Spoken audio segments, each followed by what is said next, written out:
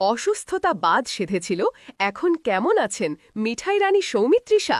কবে ফিরছেন শুটিং ফ্লোরে? চলতি মাসের গোড়ার দিকে হঠাৎই নেটপাড়ায় খবর মেলে অভিনেত্রী সৌমিত্রিষা কুণ্ডুর অসুস্থতার।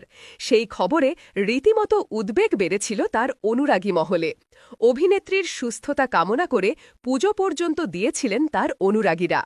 শারীরিক অবস্থা এতটাই জটিল হয়েছিল যে হাসপাতালে ভর্তি হতে হয়েছিল সৌমিত্রিষাকে।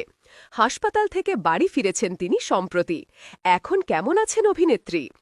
নিজের স্বাস্থ্য নিয়ে সম্প্রতি এক সংবাদ মাধ্যমকে অভিনেত্রী বলেন, এখন আমি অনেকটাই সুস্থ, যদিও পুরোপুরি সেরে উঠতে আরও কিছুটা সময় লাগবে। মারাত্মক জ্বর হওয়ার কারণে হাসপাতালে ভর্তি হতে হয়েছিল। এখনও কিছু শারীরিক সমস্যা আছে, সেরে উঠতে আরও কিছুটা সময় লাগবে। এখনই কাজে যোগ দেব না, আরও কিছুদিন বিশ্রাম নিয়ে সম্পূর্ণ সুস্থ হয়ে তারপর শুটিং ফ্লোরে ফিরব।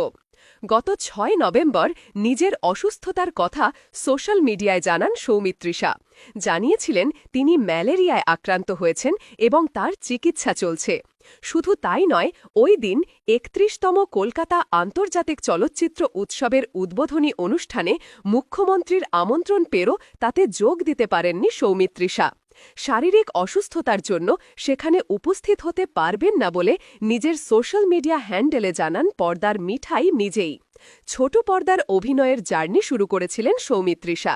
মিঠাই চরিত্রে মন জয় করেছিলেন দর্শকের। এরপর বড় পর্দা ও ওটিটিতে তার একের পর এক কাজ দর্শকের মন জিতে নিয়েছে। সম্প্রতি শেষ করেছেন কাল রাত্রি সিজন ২ সিরিজের শুটিং।